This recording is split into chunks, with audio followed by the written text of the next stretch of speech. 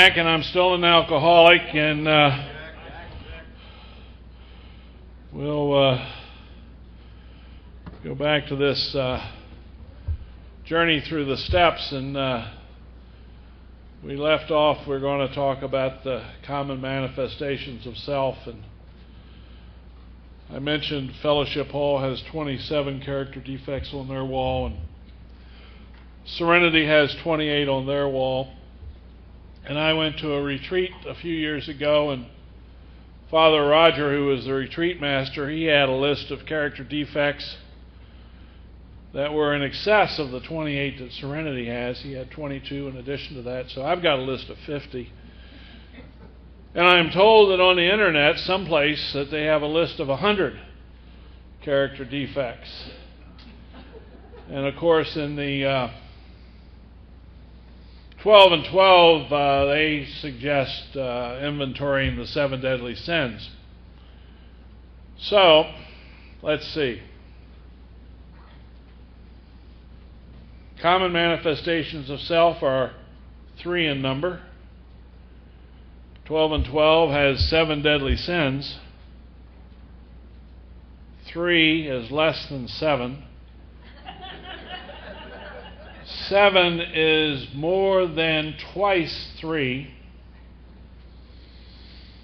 And then, of course, we have the 27 from Fellowship Hall, the 28 from Serenity, the 50 that I have, and the 100 that are on the internet. So you're free to select whatever you want. But for me, I like the sound of 3. Okay, so what's the number one offender? Resentment is the number one offender. It says so right here in the book. In dealing with resentments, we set them on paper. Now, I don't know about you, but when I was early in Alcoholics Anonymous, I went to a number of meetings where they talked about the 4-step inventory, and they were talking about the mental 4th step inventory. Don't you like the sound of that? That appealed to me. And I went back, when Bob and Ken and I met the following Friday, we met every Friday, I told them about that mental 4-step inventory that they're doing down there at that meeting. And Bob said, let's get out the book. And he read this part. In dealing with resentments, we set them on paper. Well, okay, you need paper. Tom, come on up here and get some paper for these fine folks. Al, could you help us out here, please? I know you're relaxing and all that, but just give, you can take that side of the room, and Al, you can take this side of the room, and you can give one to everybody, and don't get a resentment over it. But now what I'm having Tom and Al give you is a sheet of paper that says review of resentments, and if you compare the language on this paper with the language in your big book, I think you'll find nothing inconsistent between the two. The only suggestion I would make to you is that in our big book there is a sample format which appears on page 65, and our inclination, because of our training, is that we read from left to right. But the instructions in the book don't say do this from left to right. The instructions in the book says we list it. And you look like a pretty intelligent group, so my guess is you know how to make a list, like a grocery list, or a Christmas list, or any kind of list. You make it from top to bottom. You make a list. Now maybe you've tried to make this list from left to right, and you probably got really angry because you did, I'm resentful at my father. I start in on the causes. Next thing you know, I am really mad, and I ball the thing up and I throw it away because I can't do this that way. And I think that's why the instructions are clear. We list people, institutions, principals with whom we were angry. Institutions, you mean like the Department of Parole and Probation, the Circuit Court, the IRS? List them. Well, okay. And then we do the affects my. Well, we do the list and then we do the cause. And when I came to Alcoholics Anonymous, I could always tell you who I was angry at, and I could tell you instantaneously why I was angry at them. I could tell you exactly what they did to me. But I had no idea what part of self was affected. None whatsoever. And so this was indeed an uncovering and discovering process for me, as I think it is for most people. This is the opportunity for the first time in my life to really get to take a look at the powers in my life which have been driving me even without my understanding. Now, these resentments things, the book says,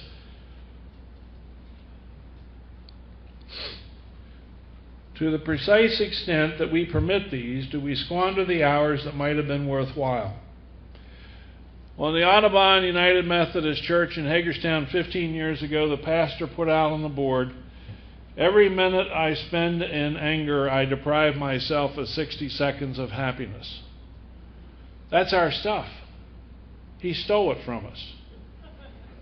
Because it says here, for every hour that I squander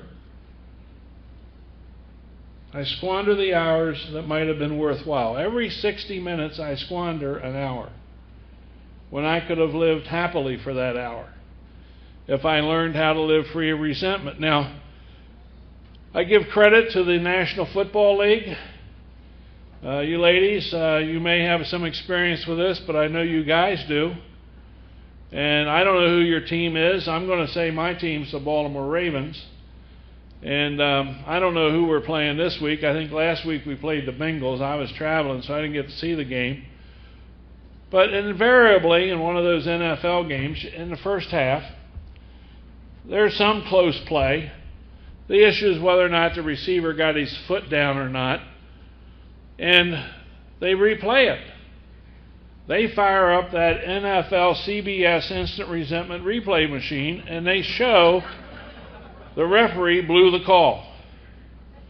And because the referee blew the call, the Ravens had to punt, and the Bengals scored. And the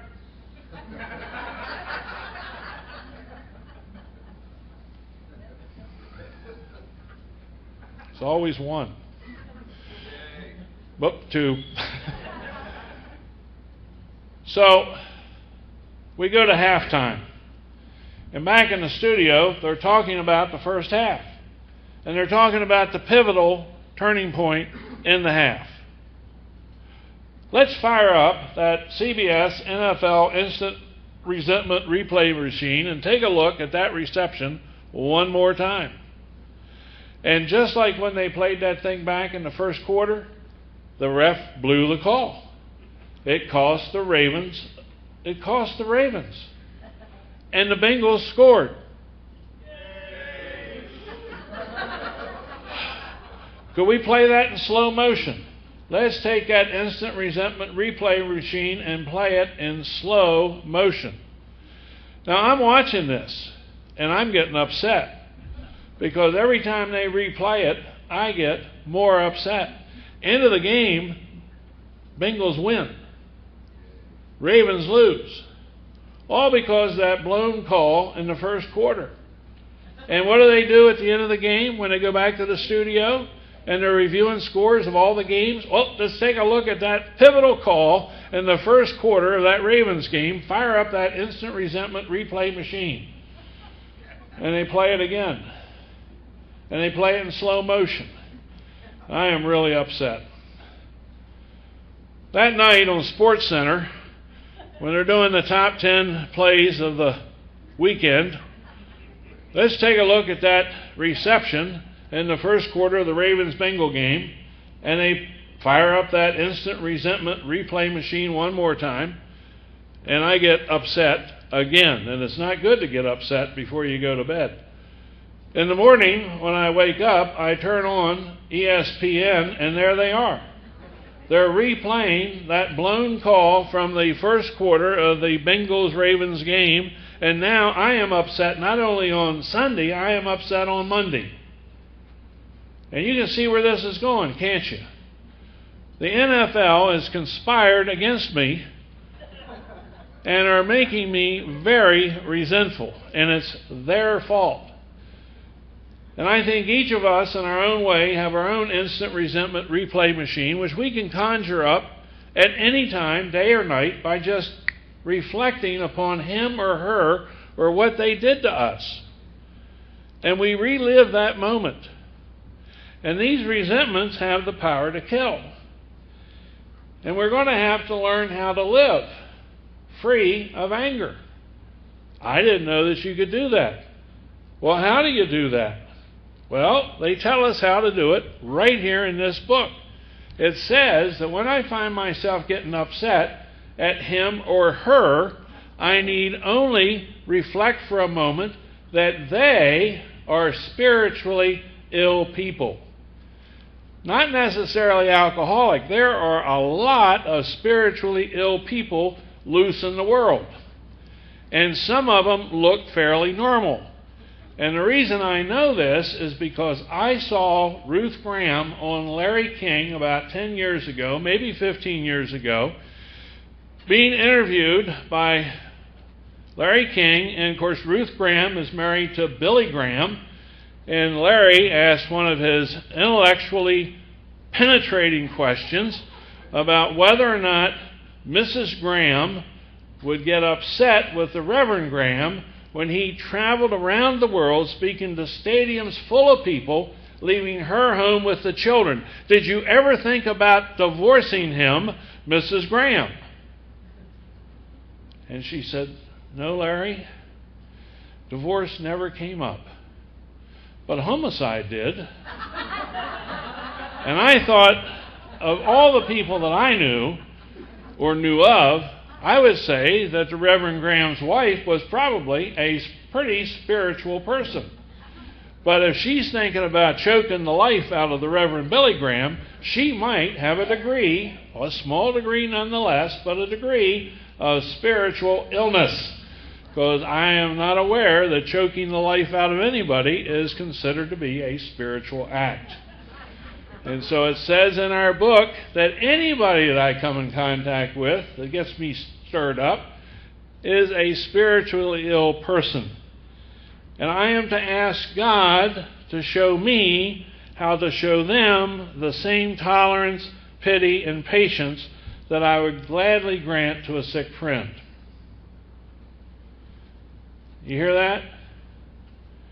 We asked God. Fourth step prayer, part A. They hid it in here. Third step prayer, easy to find. Got big quotations around it. This doesn't have any quotations. It just says, we ask God. Anytime it says anything like we ask God, that's a prayer. So you might want to be looking for that. And we avoid retaliation. We avoid argument. What about my justifiable anger? Let me tell you something, folks. You're looking at a person who's never in his entire life ever been angry at another human being. That they didn't provoke me. I am not the kind of guy who goes around getting angry for no reason. My anger is always justified. It is always righteous. And our book says it's the dubious luxury of normal people that for me is poison. Oh, well, let me have a drink of poison.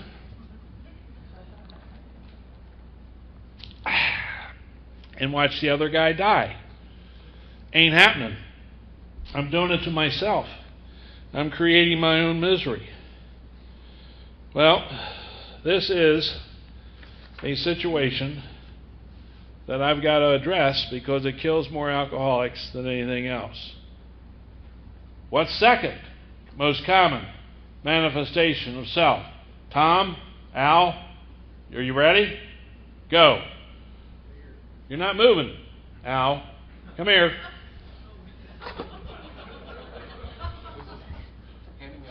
Fear is the second most common manifestation of self, a corrosive thread that goes through the fabric of all of our lives. The big book is very helpful in this regard.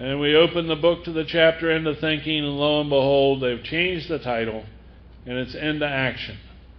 Into Action. And now we're going to have to do a fifth step. And why do we have to do a fifth step?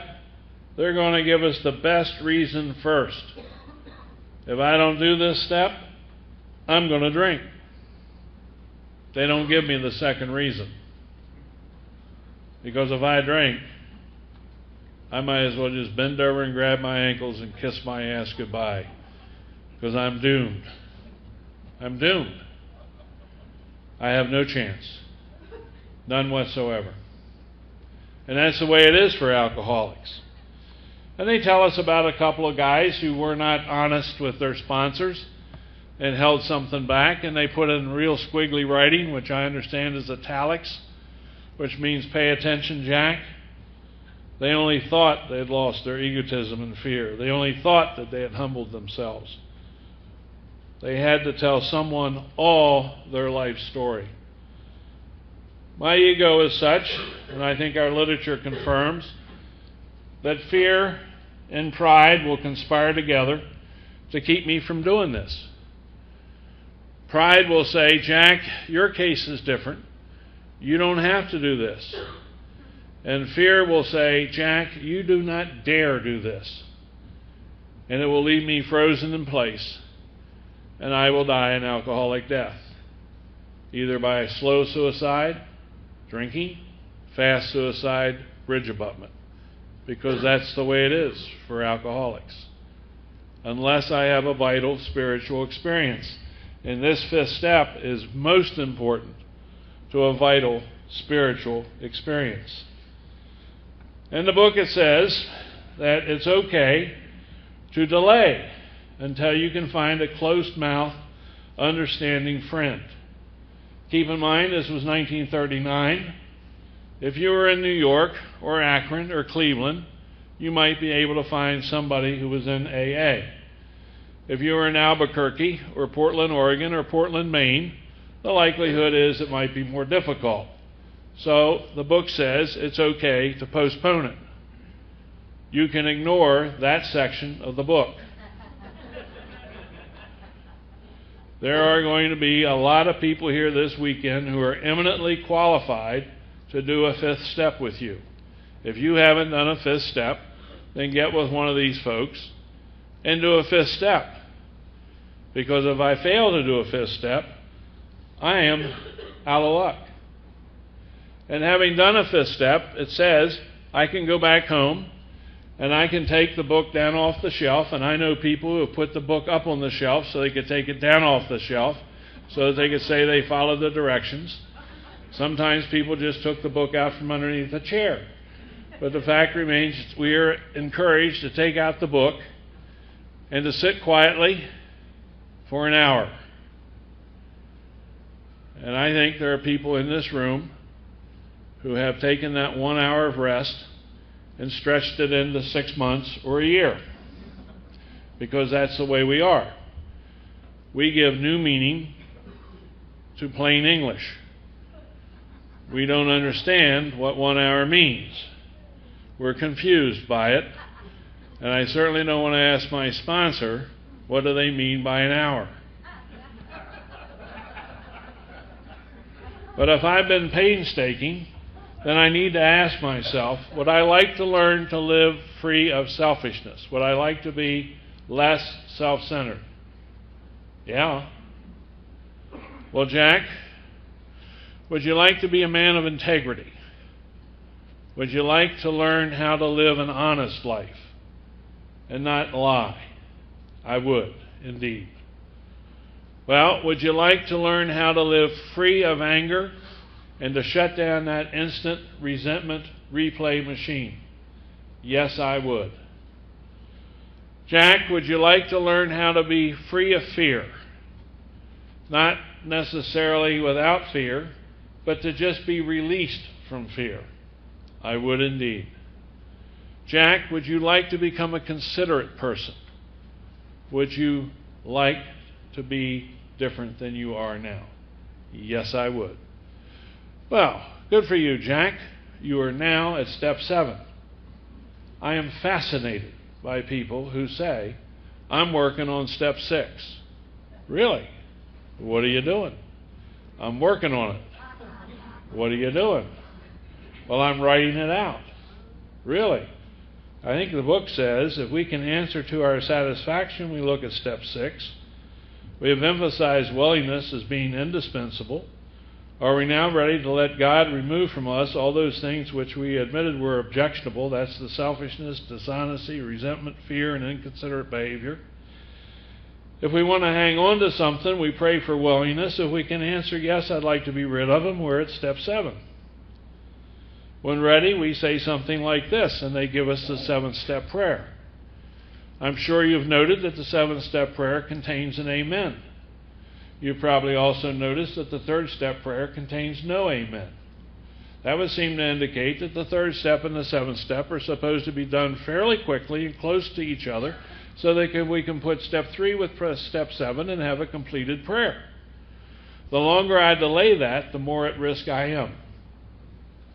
Having done the 7th-step prayer, and since this is a one-day-at-a-time deal, if I don't die tonight, then I am encouraged tomorrow to pray the 3rd and 7th-step prayer as I did this morning upon awakening. I'm encouraged then to make an 8th-step list and then to start those 9th-step amends so I can live in 10, 11, and 12 and equip myself to be of maximum service to God and to my fellow man. I didn't sign up for that. It says God could and would if he were sought. I didn't come here to be a seeker of God. But it turns out I am a seeker of God. In our literature in the fourth chapter, it says that I am to consider myself one of God's intelligent agents. Jack, God's intelligent agent.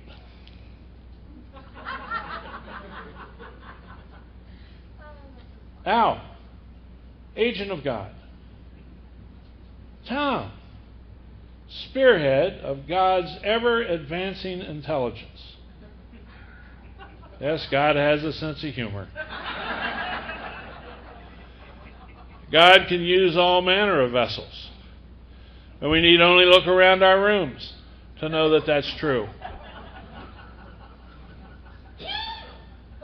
God can use us in a mighty way if we make ourselves available. My ego is such, I say in response to being an agent of God that I don't want to go to China. I don't want to be a missionary to China. I don't want to be selling Watchtower magazines down in the square.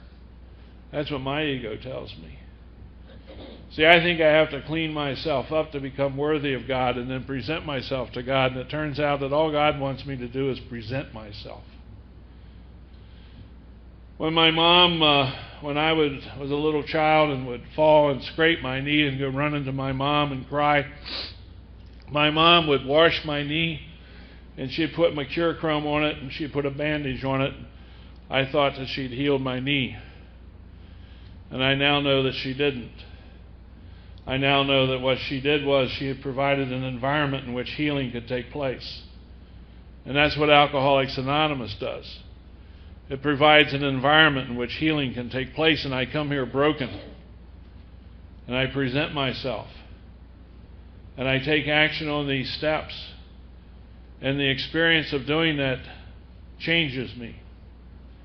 And I cannot think my way into right living, but I can live my way into right thinking. By taking the action that I don't think is going to work, I can get a result that I've never had. And I can only do that if I do something that I don't want to do. This program is designed for ego deflation at depth. Each one of these steps is designed to make me do something, to get me to do something that I don't want to do or I don't think is going to work. And then it proves me wrong yet again. And so I'm offered this opportunity to live a second life in the same lifetime.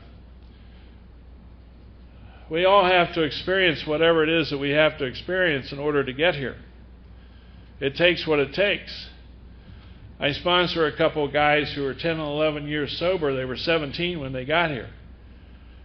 There's no way I would have come here when I was 17. I was just getting started. Life was just way too much fun. But they had experienced enough and were pitifully and incomprehensibly demoralized that they were willing to suit up and show up and do the deal. And so they're 28, 29 years old, and they have incredible lives. I have an incredible life. Tom and I were talking coming over from the airport. Who knew that it could be this easy? Who knew that life could be this easy? Living by the principles of the program of recovery of Alcoholics Anonymous. I certainly didn't know it. I had to be taught. That meant I had to learn. And it's really difficult to teach something to somebody who already knows it all. It really is. I mean, I'm a knucklehead. I am educated way beyond my ability to understand. And so my case is different. I've told you that. And the only thing about my case that is different is that it took me longer than it took others. That's all. It takes what it takes. But we get ourselves here and we find out that our purpose for living, my purpose, is to fit myself to be of maximum service to God and to the people about me. It's not the God of the church that I grew up in. It's not the God of the church you grew up in. If you're unchurched, it doesn't matter. Because we're here to talk about GOD, good orderly direction, gift of desperation, group of drunks. All of those work for GOD. I had to put aside the ideas that I brought with me. Many of them were learned in that church in which I was raised. Others, I don't know where I got them, but I gathered them up as I went along the way. Old ideas that didn't work. And I had to be willing to open myself to the possibility of this program. And as a result, and it says in our literature, that if I do these things, then I'm going to have a wonderful, wonderful life. The great events are going to come to pass for you and countless others.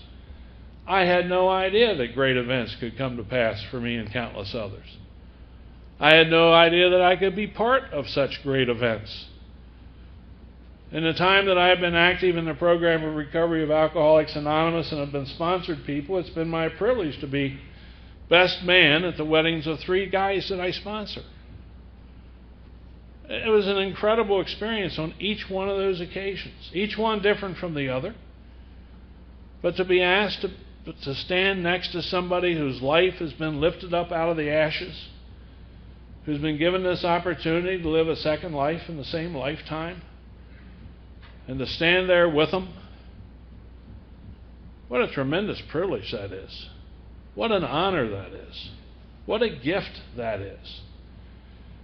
You know, if I made out a list of things that I'd like to have as a result of my activity in the program of recovery of Alcoholics Anonymous, I say to you what I've heard so many people say: I would have sold myself short. I had no idea the magnitude of what this 12-step program could do for me and to me. And I had to experience it. Now, it's been indicated by Al that he wanted me to spend some time talking about the traditions. And I think the traditions are as equally important to me as the steps are. When I first got here, I used to try to figure out if I was going to a meeting where they were going to have a tradition meeting, because if I was, I'd leave. Because the traditions don't have anything to do with me. But I find out that the traditions have everything to do with me. They certainly are the very thing that holds our groups together. But more importantly, the traditions have a tremendous role to play in my life. Our common welfare should come first. Personal recovery depends upon AA unity. My relationship with my wife is dependent upon our personal relationship and our unity. We have been joined together to be a one-flesh couple. I did not know how to do that. I thought it was a 50-50 deal. I thought, if she doesn't meet me halfway, then to hell with it. Well, I was wrong. I didn't know that. It's a 100% deal. I got to give 100%. And then 10% more if necessary. because her common welfare and my common welfare, which are intertwined, are dependent upon our unity. For our purpose, our family purpose, there is only one ultimate authority: Jack.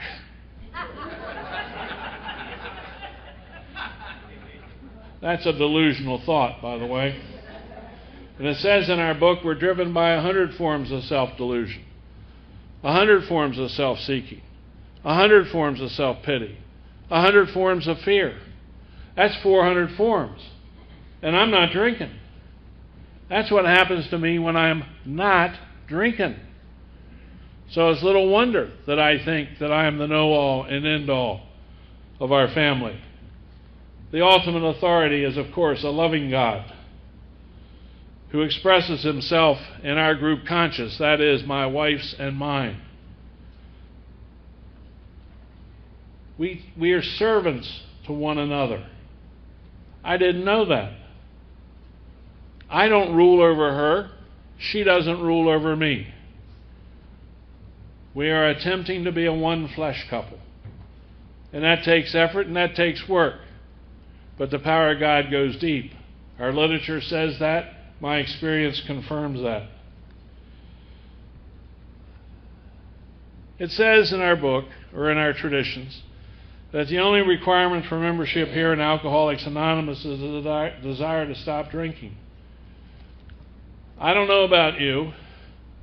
Maybe it was the judge who had a desire that you would stop drinking. Maybe it was your husband that had a desire that you would stop drinking. Maybe it was your wife that had a desire that you would stop drinking. Maybe you didn't have a desire to stop drinking. Doesn't make any difference. It's just, let's get in the door. My experience is that nobody gets here by mistake. I would rather be in here by mistake than out there by mistake. Because in here people get to live. And out there, we die. So my wife and I don't drink. I don't have any argument with drinking. We just don't drink. She is of the opinion that she doesn't have to drink, and I don't know how to live not drinking. So if she's drinking, I might get thirsty. So she doesn't drink, and I don't get thirsty. And things seem to work out really well for that. You know, each group should be autonomous, except in matters affecting other groups or AA as a whole. Our family is independent. We're independent of our friends' families. We're independent of our children's families. We love our children. Our children, when they want advice, they call for advice. We give them advice. Frequently, they don't take the advice. It's kind of like when I call my sponsor and I ask him for advice. He gives me advice and I don't take the advice. And I suffer the consequences of that. And he gives me advice and I follow the advice and I get the consequences of that. And I found out that I don't call our children on a daily basis, but I love them. And when they call upon me, I give them advice. And then they're free to do what they want. And I'm a finite person. Imagine how much more God, is that God? Oh no, that's Dick. It's close to God. God's agent. I want to love my kids, but I'm a finite person, but I love them nonetheless. Infinite God is full of love for me. If I don't call upon him, he doesn't come.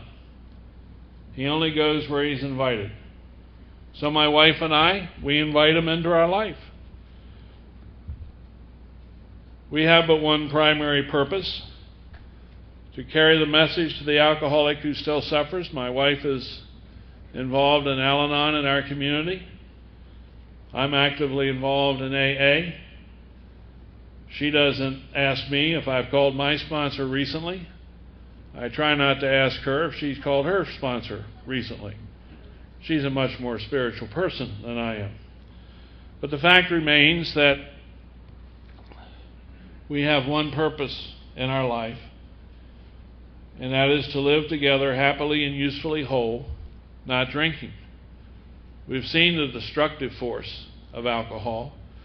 There's a malevolent spirit out there that's trying to kill me.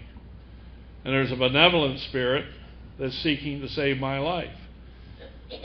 And that spiritual warfare goes on a daily basis. An AA group ought never endorse, finance, or lend the AA name to any related facility or outside enterprise, lest problems of money, property, and prestige divert us from our primary purpose. I don't know about anybody else, but somewhere along the line, I got the idea in my head that the person who dies with the most toys wins. That the early bird gets the worm, as if there weren't enough worms to go around for everybody. But there are. And so rather than try to achieve things and get things, we try to line our will up with God's will. And it's really kind of interesting to see what's God's will as opposed to Jack's will. And it's not easy to do. Clearly in our book it indicates that I would much rather be the director. I would much rather write the script. I would much rather organize the play. But I neglect to remember that my wife has written her own script, which she prefers to mine. Our children have each written their script, which they prefer to mine. And so I can only suit up and show up and do the very best that I can to try and maintain this unity of purpose in our family, and to not turn my focus and attention on acquiring more stuff or more toys, but just acquire whatever it is that God would have me do or God would have me be. Every AA group ought to be fully self-supporting, declining outside contributions. You know, being self-supporting is a worthwhile endeavor. And if you're around Alcoholics Anonymous for any length of time, you hear a lot of people talk about the difficulty that they've had with money. Most of us have problems with money, and we have to be taught. I mean, I told Bob and Ken, I said, look, I'm making a lot of money. I don't have any problem with money. And Bob pointed out that any time you spend more money than you're making, you're having a problem with money. And I was definitely spending more money than I was making. And then he pointed out that I was using that money to buy stuff I didn't want or need to impress a bunch of people I didn't like. And I had no idea that that's what I was doing. So my wife and I have had to learn how to be self-supporting. And we have tried to impress that upon our children. And I'm happy to report to you here this afternoon that our 3 children are all self-supporting through their own contributions. And we're very happy about that. And we hope that they're happy too. Alcoholics Anonymous should remain forever non-professional, but our service centers may employ special workers. We do this to be of service to God and to our fellow man.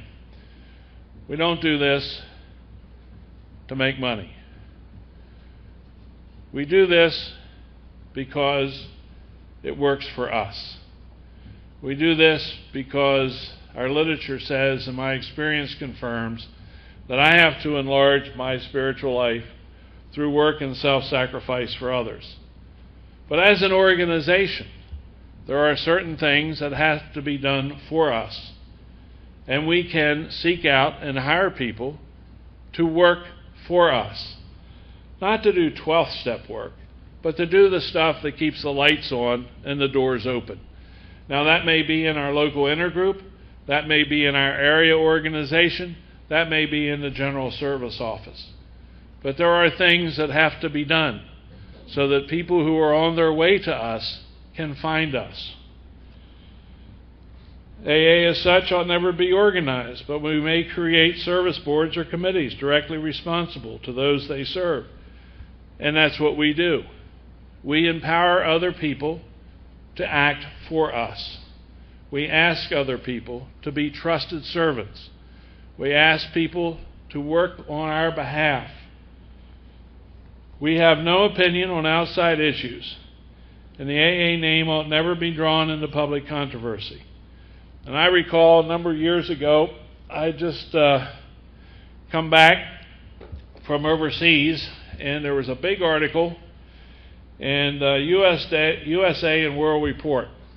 It was in September of 1997, and the article, the headline on the cover of the magazine was, AA doesn't work. And the story was all about rational recovery. And it was all about thinking your way into right living. And it was all about our critics and their criticism of us. And buried in the middle of the story, it said, Alcoholics Anonymous was asked to comment on this story, and their comment was that they had no comment. And I was attending a meeting of people who were treatment professionals. And there, as you know, there are treatment professionals who have never had a problem with alcohol, who are credentialed as certified alcohol counselors. And then there are treatment professionals who have had or have alcoholism and have become certified alcohol counselors.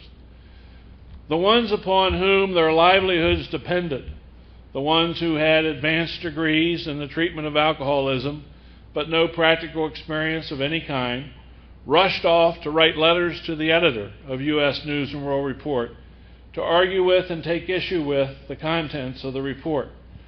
Those who were certified alcohol counselors, who were members of Alcoholics Anonymous, said, "Oh well," and moved on. That's not easy to do when you worship at the altar of self-sufficiency and you're challenged.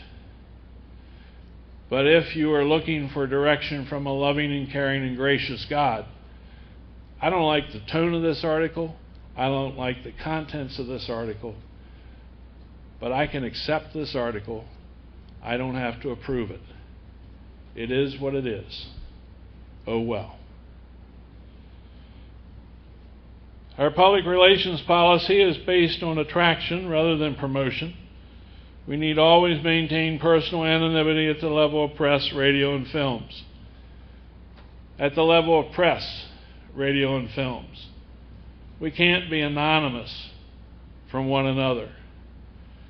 Now, I say my name is Jack because if somebody is here is new and I say my full name, I don't want them to think that they got to do that. And also because this is being recorded and it may arrive in somebody's hands who's not one of us. And so I consider this to be at the level of press, radio, or films. But among each other, we cannot be anonymous from each other. I mean, have you ever had the experience of hearing that 2-ton Tommy is in the hospital and you go up to patient information and say, "I'm here to see 2-ton Tommy"? They don't list him in the hospital as 2-ton Tommy. We got to know that it's really Tom Smith that we're there to see. We can't be anonymous from one another. But there's a good reason to maintain our anonymity at the level of press, radio, and film, and certainly in this day and age, you and I see it frequently, because there seems to be a certain amount of social cachet of being standing before the paparazzi or some TV show, Inside Edition or Access Hollywood, and just got back from a week at Betty Ford, month at Betty Ford, 6 weeks at Hazleton, feeling good, played golf, played tennis, not drinking, don't miss it. And then be found face down in your linguine 2 weeks later. What's that do for Alcoholics Anonymous? It gives an impression to other people that Alcoholics Anonymous doesn't work. So there's good reason to maintain our anonymity at the level of press, radio, and films. And another good reason is that anonymity is the spiritual foundation of all of our traditions, ever reminding us to place principles before personalities. I don't know any place else where they teach this. I mean, I am judgmental. I mean, I can tell whether I like you or not long before I've met you. I don't even know anything about you, and I know I don't like you. And AA doesn't care. They really don't care. What I'm offered here is an opportunity to find out that God will use whatever vessel if I'll just listen. I don't have to make judgments about folks. And then I find out that I learn a great deal from a bunch of people that I really would not hold in very high opinion, relying on myself only. But I've come to understand here in Alcoholics Anonymous that it's the principles of Alcoholics Anonymous that keep us together. It's the spiritual principles. If practice is a way of life, remove the obsession to drink. And I think that's a good thing. I think that's a good thing. But more importantly, it renders the sufferer, and that's me, I am the sufferer, it renders me happily and usefully whole. We have a lot of good literature that tells us about how our traditions evolved, hammered out on the anvils of pain. If you don't have a copy of The Language of the Heart, a grapevine publication, I would recommend it to you wholeheartedly. In there, Bill writes a great deal about our traditions and how they came to be in existence. And we have a pamphlet called AA Tradition, How It Developed, written by Bill. Article was written in the late 40s and early 50s, back when Alcoholics Anonymous was struggling, back when different groups had different rules for admission. The only requirement for membership is a desire to stop drinking. We know that today. Our third tradition. We have one primary purpose: to carry the message to the alcoholic who still suffers. We know that today. They didn't know that in 1945. Alcoholics Anonymous was struggling because we had rules and we were afraid. And we had to learn and we had to be taught. And praise God, we did learn and we were taught. And so here we are on the 13th of November, 2009, 75 years from when Bill started his last debauch. Things are going to move quickly. Bill will sober up in December. He'll go to Akron in May. Dr. Bob will quit drinking on June the 10th. And 16 days later, on June 26th, Bill and Bob will go to the hospital to see Bill D., AA number 3. How long do I have to be here before I can start sponsoring people? Well, Dr. Bob was here 16 days.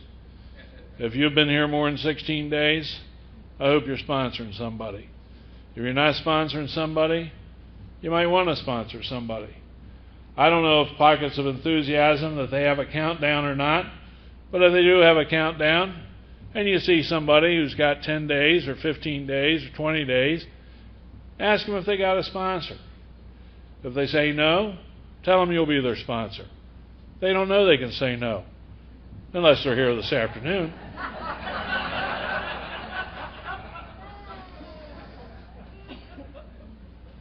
Why not?